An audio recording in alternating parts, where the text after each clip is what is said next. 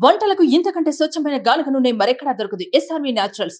Orders కై screen పై number కి call చేయండి. ఇంకొకటి నాకు సంతోషం ఏంటంటే మీరు రాజకీయాలకు రాకముందే మీకంటూ ఒక ప్రత్యేక స్థానం సర్వీస్ యాక్టివిటీలు చిరంజీవి చారిటబుల్ ట్రస్ట్ చాలా పెద్ద ఎత్తున చేయడం అనేటువంటిది నిజంగా అది చాలామందికి ఆదర్శమైంది.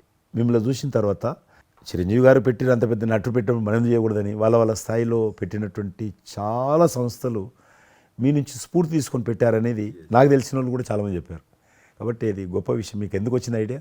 అది ఏదైనా సరే ముందు మన మనసులో తిరిగి ప్రత్యుపకారంగా ఏదైనా చెయ్యాలి అనే భావం ఒకటి ఉంటేనండి అవకాశాలు ఎదురుగా ఉంటాయండి మన ఎదురుగా.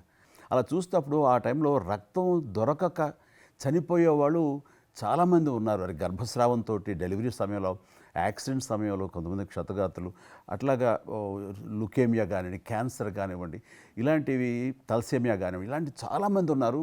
ఇంతమంది జనాభా ఉన్న ఈ దేశంలో రక్తం ఇచ్చేవాళ్ళు లేకుండా పోయారు. ఎందుకంటే రక్తం అనేది ల్యాబుల్లో తయారు చేసేది కాదు. ఒక మనిషి మరొక మనిషికి దానం ఇస్తేనే జరిగేది. సో ఆ మాత్రం ఆల్టర్నేటివ్ లేదు, లేదు, ప్రత్యామ్నాయం లేదు. సో ఇది కేవలం మంచి మనసుతోటి ఉండేవాళ్ళు ఇచ్చేదే. వాళ్ళు మోటివేట్ చేయాలంటూ నేను ఏం చేస్తానంటే నా ఫ్యాన్స్ని ఫస్ట్ మోటివేట్ చేద్దామని దీని ఆవశ్యకత చెప్పడం కోసంగా షార్ట్ ఫిల్మ్స్ కానివ్వండి, ఎక్కడ పెడితే అక్కడ నేను ఇవ్వటం మొదలుపెట్టేసరికి ఈ రోజున రక్తం ఇవ్వటం కోసంగా ముమ్మరంగా ముందుకు రాగలుగుతున్నారు అంటే దాన్ని ఇనిషియేట్ చేసింది, దానికి ముందస్తుగా దాన్ని మోటివేట్ చేసింది నేను అని చెప్పుకోవడానికి నాకు గొప్ప విషయం అండి. కానీ మీరు ఒక ఉద్యమంలాగా తయారు చేశారు దాన్ని, ఒక మూమెంట్ లాగా తయారు చేసి మిషన్కి hats off to my fans and motivate అయిన ధర్మాత్ములు, మంచి మనసు ఉన్న వాళ్ళు ఎంతోమంది ముందుకు వచ్చారు. వాళ్ళందరికీ కూడా ఈ సందర్భంగా చేతులెత్తి నమస్కరిస్తాను. ఇక్కడ మీ గురించి నేను ఇంకోటి విన్నాను. మీరు ఏదైతే నా సేవా కార్యక్రమాల గురించి మీరు ప్రస్తావించారో అదే సమయంలో నేను కోవిడ్లో కూడా నేను కొంచెం యాక్టివ్గా ఉండి మా కార్మికులకి సంబంధించి 3 నెలల పాటు 4 నెలల పాటు నా మిత్రుల సహకారంతో నేను కొంత అమౌంట్ తోటి సినిమా ఫీల్డ్లో పనిచేస్తున్నటువంటి దాదాపు ఆఫీస్ బాయ్ నుంచి మొదలు పెడితే టెక్నీషియన్స్ వరకు కూడా మీరు చాలా పెద్ద ఎత్తున 4,000 మందికి నేను గ్రాసరీస్ ఇవ్వగలిగాను వాళ్ళకి బయటికి రాని పరిస్థితిలో. బట్ అదే పరిస్థితిలో మీరు దేశవ్యాప్తంగా మీరు ముఖ్యం ఇక్కడ మన రాష్ట్రానికి సంబంధించి తెలంగాణలో మీరు ఫ్రంట్ లైన్లో ఉండి ప్రతి వాళ్ళని పరామర్శిస్తూ, ప్రతి హాస్పిటల్కి వెళుతూ ఎవరైతే ఆ రోజున ఫ్రంట్ లైన్ హీరోస్ ఉన్నారో వాళ్ళందరినీ పరామర్శిస్తూ మీరు అద్భుతంగా పెద్ద ఎత్తున చేశారు. అదే కాకుండా మన ఇండియా లెవెల్లో మీరు corona command control room, corona command control room మీకు మీ ఆధ్వర్యంలో జరిగింది. అప్పుడు మీరు చేసిన సేవల గురించి దేశం ప్రస్తావించారు. అంటే అప్పుడు నోడల్ మినిస్ట్రీ, హోమ్ మినిస్ట్రీ ఉండింది.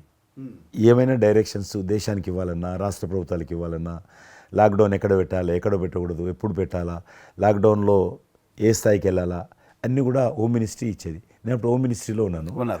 ప్రజలకు రోజువారీ అవసరమైనటువంటి 24 మినిస్ట్రీస్, 3 జాయింట్ సెక్రటరీస్ ఒక్కొక్క మినిస్ట్రీ నుంచి 8 గంటల చొప్పున హోల్ నైట్ టు డే 24/7 ఆ బ్యాచ్ కరోనా కంట్రోల్ రూమ్లో కూర్చోవాలి.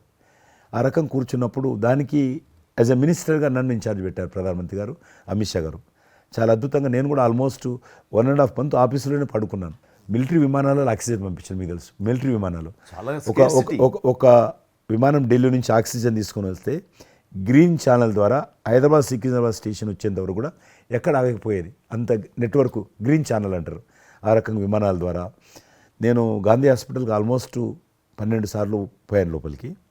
ఎవరైతే వెంటిలేటర్ మీద పేషెంట్స్ ఉంటారో నేను బుక్ ఒకటి ప్రింట్ చేశాను. వెంటిలేటర్ మీద పేషెంట్ దగ్గరగా మాట్లాడాను. దేవుడి మీద భారం ఇచ్చి తిరిగాను. ఆ రకంగా ఎందుకు వెళ్ళానంటే ఏదో పబ్లిసిటీ కోసం కాదు. డాక్టర్లు పనిచేస్తున్నారు, ఆడ నర్సులు పనిచేస్తున్నారు, ఆడ శానిటేషన్ సిబ్బంది పనిచేస్తారు, క్లీన్ చేయడం. వాళ్ళు పనిచేస్తున్నప్పుడు మనం వాళ్ళని గాలికి వదిలేసి మీరు పని చేయండి, మేము రాజకీయ నాయకులము, మేము ఇళ్ళల్లో ఉంటాము, మేము రాము అని కూడా దాన్ని బట్టి నేను లోకల్గా ప్రజాప్రతినిధిని, ఎంపీని అని చెప్పి మా ఇంట్లో భయపడుతున్నా, అందరూ భయపడుతున్నా, ప్రెస్ వాళ్ళందరూ వచ్చేవాళ్ళు. ప్రెస్ వాళ్ళందరినీ గేట్ కాడ బయట మెయిన్ గేట్ కాడ ఆపాడు. ఇక నేను పోయేవాడిని, మొత్తం చూసేవాడిని. ఆ సూపరింటెండెంట్ కూడా నాతో పాటు లోపలికి వచ్చేవాడు ధైర్యం చేసి నేను వెళ్ళినప్పుడు. ఆ రకంగా పూజారులు ఉంటారు దేవాలయాలలో. పూజారులు కూడా చాలా పేదవాళ్ళు ఉంటారు, మీకు తెలుసు.